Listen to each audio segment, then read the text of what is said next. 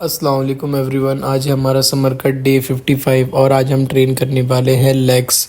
तो legs train करने के लिए यूजुअली हमें अपनी अपर और लोअर बॉडी दोनों की ही मोबिलिटी और रेंज ऑफ मोशन का ध्यान रखना पड़ता है कि अच्छे से वार्म अप हो, ताकि ना हमारे लोअर बैक में किसी तरीके का जर्क आए, ना हमारे हैम्स में, क्वाड्स में, काफ्स में, एंकल में कहीं भी, या फिर हमारे इवन ट्रैप्स में जहाँ पर हम अपनी बारबल रखेंगे स्क्वाट्स के लिए। तो वार्म अप करके हम सीधा आ गए थे पहले आज हमारी बारबल स्क्वाट्स करने के लिए। स्क्वाट्स में आज हमने ऑप्टिमम वेट अपना लिया। आज हमने वेट हल्का सा ड्रॉप किया था क्योंकि हमें रेंज ऑफ मोशन ज़्यादा कवर करनी थी।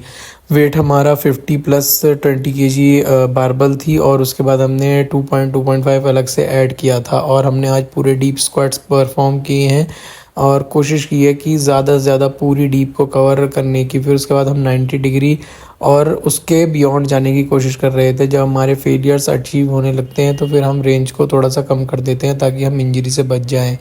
बाकी इसमें जो है हमारे 3 सेट्स लगेंगे और इसमें कोई ड्रॉप सेट नहीं होगा। जो ड्रॉप सेट होगा हम वो करेंगे आइसोलेटेड मूवमेंट में।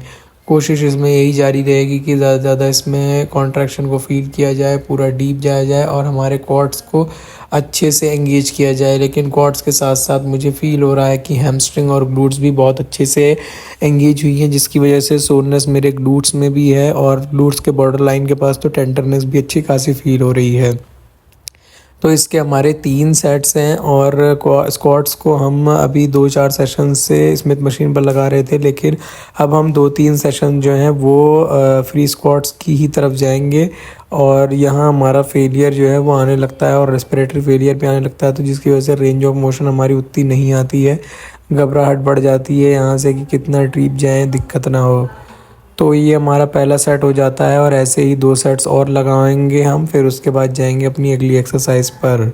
तो 2 सेट्स लगाते हैं, फिर अपनी अगली एक्सरसाइज पर मिलते हैं।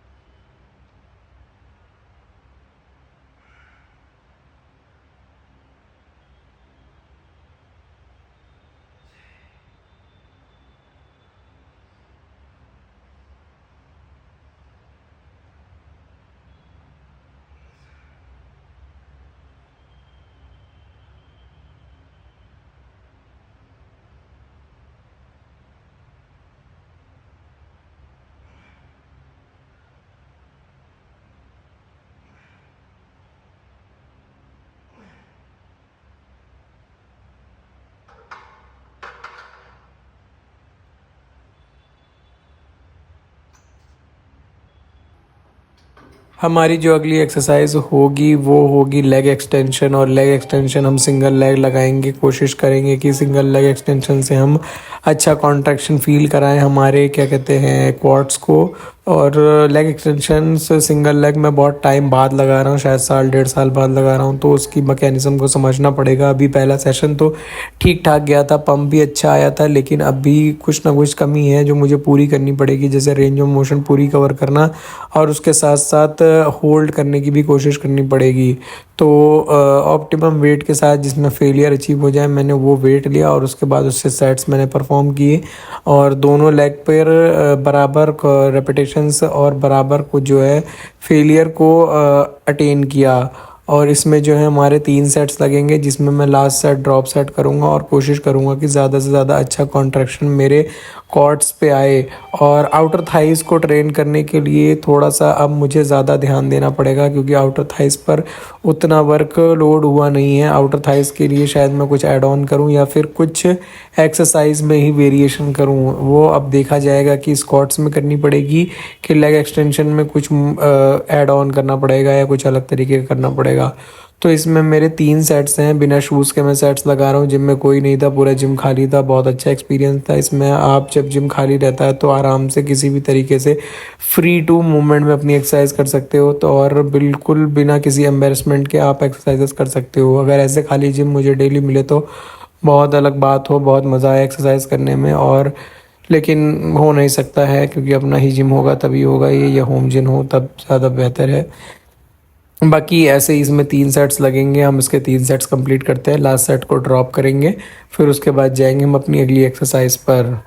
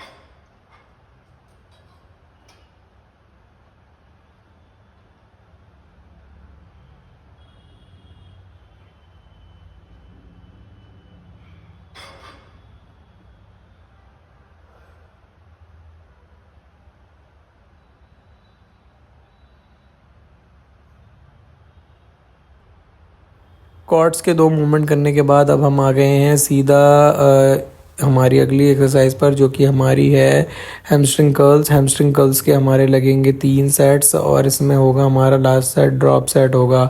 कोशिश करेंगे कि अब हम हैवी वेट लगाएं हैमस्ट्रिंग्स पर, क्योंकि हैमस्ट्रिंग्स हमारे ठीक ठाक रेंज ऑफ मोशन कवर कर रहे हैं और उसके साथ साथ ठीक ठाक वेट को भी बियर कर ले रहे हैं। हमारे ग्लूट्स को भी अच्छा ट्रेन होकर देते हैं ये स्क्वीज़ करने में और उन पर लोड डिलीवर करने में। तो इसके हिसाब से अब हम हैमस्ट्रिंग पर और हाइपरट्रॉफिक होते जा रहे हैं टाइम टू टाइम के साथ। और रैप रेंज जो है हमारी वही रहेगी, बस हम वेट को इंक्रीज़ करते रहेंगे। हैमस्ट्रिंग के हमारे 3 सेट्स लगेंगे, जिसमें लास्ट सेट मैं ड्रॉप सेट करूँगा, पहले ही बता चुका हूँ। तो इसके हम 3 सेट्स कंप्लीट करते हैं और ड्रॉप सेट लगा कर जाएंगे अपनी अगली हैमस्ट्रिंग की एक्सरसाइज पर।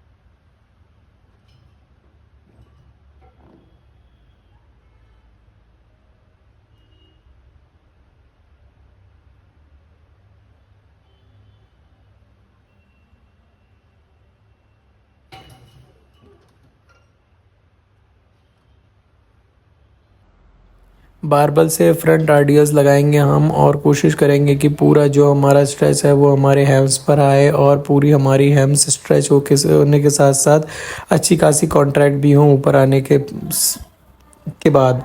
तो इसके हमारे 3 सेट्स होंगे। ये हमारा पहला सेट है जिसमें एंगल बहुत ही गलत आ गया है वीडियो शूट करने का।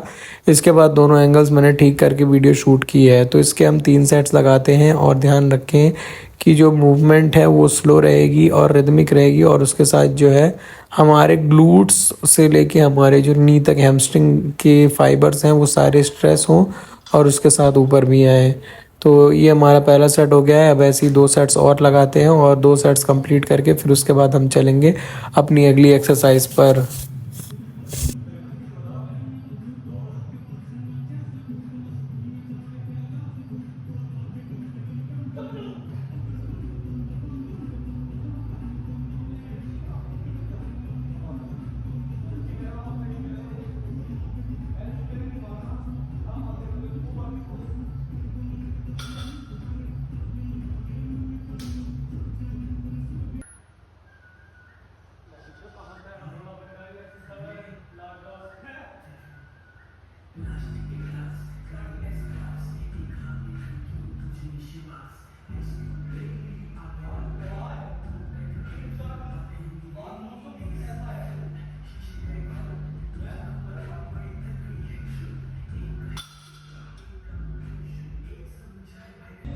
हिप अबडक्शन के हम लगाएंगे 3 सेट्स और एक ही सेट की वीडियो डालेंगे। हिप अबडक्शन और काफ रेजेस की एक ही सेट की वीडियो डालते हैं क्योंकि वीडियो बहुत ज़्यादा लंबी भी हो जाती है जिसकी वजह से तो हम एक ही सेट डालते हैं। और अभी एक वेरिएशन की जो नीड है वो मैं करूँगा जल्दी, लेकिन अभी पता नहीं है कब मैं वो वेरिएशन करूँगा। शायद मैं हिप अबडक्शन को हटा दूँ। मुझे ये एक्सरसाइज उतनी ऑप्टिमम लग नहीं रही है किसी तरीके से, बट कुछ चीज़ों के लिए करना पड़ता है। नॉक नीज को कम करने के लिए मैं सोच तो रहा हूँ ये कर रहा हूँ, लेकिन मुझे लग रहा है इतना फ़ायदा हो नहीं रहा है। बट कोशिश जारी रहेगी, शायद मैं नॉक नीज के लिए कोई और एक्सरसाइज अपने खाली टाइम में कर लिया करूँ। लेकिन अभी जो है मुझे इसमें सेशन में जो है एक एक्सरसाइज इसे रिप्लेस करके डालनी है। वो या तो हमारी गॉबलेट स्क्वाट्स होगी या तो फिर हमारी होगी सूमो स्क्वाट्स, क्योंकि वो एक्सरसाइज बहुत ही अच्छी है हमारे ग्लूट्स, हैम्स और क्वाड्स सबके लिए। तो उस हिसाब से मुझे डीप सूमो स्क्वाट्स या फिर डीप गॉबलेट स्क्वाट्स को इंट्रोड्यूस करना पड़ेगा और इसकी जगह जो हम हिप अबडक्शन करते हैं। हिप अबडक्शन के 3 सेट्स कंप्लीट करेंगे, फिर उसके बाद हम जाएंगे काफ रेजेस पर। काफ रेजेस के लिए हम काफ रेजेस मशीन पर ही लगाएंगे। ये मशीन काफ रेजेस के लिए काफ़ी अच्छी है, बहुत अच्छा कॉन्ट्रैक्शन आ जाता है और बहुत अच्छा इसमें आप वेट बियरिंग भी कर सकते हो। एक तो आपका बॉडी वेट भी अच्छा खासा इस पर डिलीवर होता है और उसके साथ साथ आप जो एक्स्ट्रा वेट रैक करते हो उसका भी अच्छा कॉन्ट्रैक्शन आता है आपके काउस पे। जब आप सेट लगाते हो तो शायद आपको उतना फील नहीं होता है, लेकिन सेट लगाने के बाद वो खिंचाव और वो स्ट्रेस फील होता है कि हाँ फेलियर अचीव हुआ है। फेलियर अचीव होने का जो एहसास है वो फटीक की तरह आता है, लेकिन उसके बाद जो वो स्टिमुलस आता है वो सेट लगाने के बाद ही आता है। अच्छा खासा स्टिमुलस जो हम काफ रेजेस पर अक्सर लगाते हैं। तो उसके बाद हमारी वर्कआउट हो गई कंप्लीट और उसके बाद हमने की थी 15 मिनट के अराउंड साइकिलिंग पर हमने माइल्ड स्पीड या फिर क्या मॉडरेट स्पीड में साइकिलिंग की थी और कोशिश की थी कि कुछ कार्डियो सेशन हमारा हो जाए इससे पूरा। और लेग डे पर कार्डियो सेशन करना बहुत मुश्किल हो जाता है, बहुत ही ज़्यादा फटीग रहता है, लेग्स में बहुत ज़्यादा शिवर करते हैं इधर उधर। तो इस वजह से हमने कार्डियो 15 मिनट्स की। तो फिर इसी के साथ हमारा सेशन होता है कंप्लीट। कल हम ट्रेन करेंगे चेस्ट और फिर उसके बाद कल हम करेंगे वो वीडियो अपलोड। तब तक के लिए गुड बाय।